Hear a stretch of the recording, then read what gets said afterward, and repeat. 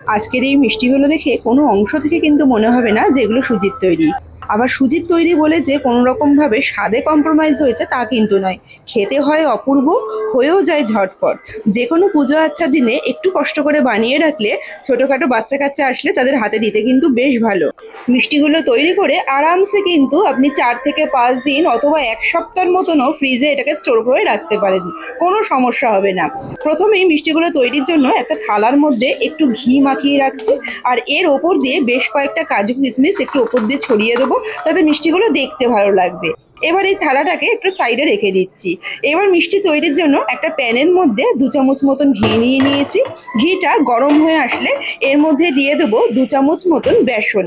পুরো কাজটাই কিন্তু করব একদম লো টু মিডিয়াম হিটে, যাতে কোনো কিছুই না একদম জ্বলে যায়। ঘি সহ যে কটা উপকরণ এখানে ব্যবহার করেছি একটাও কিন্তু জ্বলে গেলে স্বাদটা একদম ডিফারেন্ট চলে আসবে। তেলের মধ্যে খুব ভালো করে বেসনটা ভাজা হয়ে গেলে এর মধ্যে দিয়ে দেবো 1 কাপ সুজি। সুজিটাকেও খুব ভালো করে সব কিছুর সাথে মিশিয়ে দিয়ে সুন্দর করে ভেজে নেবো, যাতে বেসন, ঘি আর সুজি খুব ভালো করে মিশে যায়। যেহেতু লো টু আর মিডিয়াম হিটে করছি, ওই জন্য সুজিটা ভাজতে কিন্তু মোটামুটি 2 থেকে 3 মিনিট মতন টাইম লাগবে। আর সুজি ভাজতে ভাজতে খুব সুন্দর একটা গন্ধ বেরালে এর মধ্যে দিয়ে দিচ্ছি 2 চামচ বড় বড় গুঁড়ো দুধ। বড় বড় 2 চামচ গুঁড়ো দুধ দেওয়ার পর সেই গুঁড়ো দুধটাকেও খুব ভালো করে মিশিয়ে নিচ্ছি সুজি, ঘি সব কিছুর সাথে।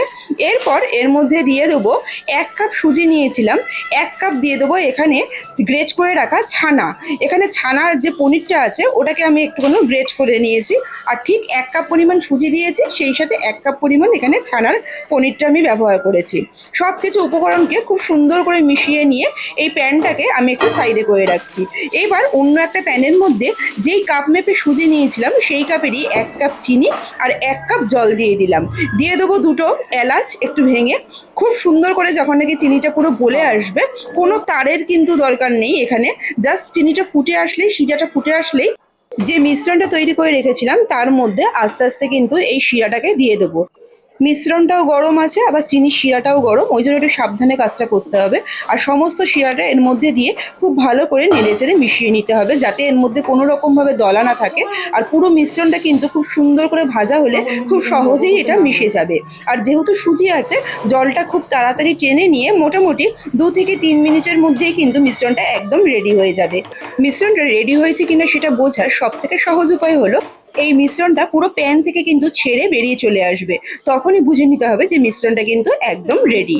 সম্পূর্ণ মিশ্রণটা রেডি হয়ে গেলে আগে থেকে যে থালার মধ্যে ঘি ব্রাশ করে রেখেছিলাম ওইটার মধ্যে দিয়ে দেবো, যাতে এটা সেট হয়ে যায়। বরফিগুলো কতটা চওড়া বা কতটা থিকনেস হবে সেই হিসাবে কিন্তু এটাকে সেট করতে হবে। আমার পুরো থালাটার মধ্যে ছড়িয়ে দিলে একটু বেশি পাতলা হয়ে যাচ্ছিল, ওই জন্য আমি অর্ধেকটা করে এটাকে সেট হতে দিয়ে দিয়েছি। আর সেট করার জন্য কিন্তু কোনো ঠান্ডা বা ফ্রিজের ভেতর ঢোকানোর দরকার নেই। জাস্ট নর্মালি বাইরে মোটামুটি 2 থেকে 3 ঘন্টা রাখলে সম্পূর্ণ ঠান্ডা হয়ে যাওয়ার পর এটাকে একটা প্লেটের মধ্যে উল্টে বার করে নিতে হবে। আর যেহেতু ঘি ব্রাশ করা রয়েছে, এটা কিন্তু খুব সহজেই উল্টে আসবে। আর তারপরে যে কোনো চৌকো শেপ অথবা বরফি শেপ দিয়ে কেটে নিলেই সুজির সুন্দর বরফিগুলো কিন্তু একদম রেডি হয়ে যাবে। ফেস্টিভের দিনগুলোতে অথবা অন্য যে কোনো সময় এই ধরনের একটু বরফি থাকলে কিন্তু যখন তখন বেশ সুন্দর মুখ মিষ্টি করে নেওয়া যায়। রেসিপি আর ভিডিও যদি দুটোই ভালো লেগে থাকে, প্লিজ একটা লাইক, কমেন্ট আর শেয়ার করতে কিন্তু ভুলবেন না। সেই সাথে রেসিপিটি যদি ফেসবুক পেজ থেকে দেখে থাকেন, আমার পেজটা একটু ফলো করে নেওয়ার অনুরোধ রইল। আর যদি ইউটিউব চ্যানেল থেকে দেখে থাকেন, তাহলে আমার চ্যানেলটা একটু সাবস্ক্রাইব করে নেওয়ার অনুরোধ রইল। দেখা হচ্ছে নেক্সট রেসিপিতে। ধন্যবাদ।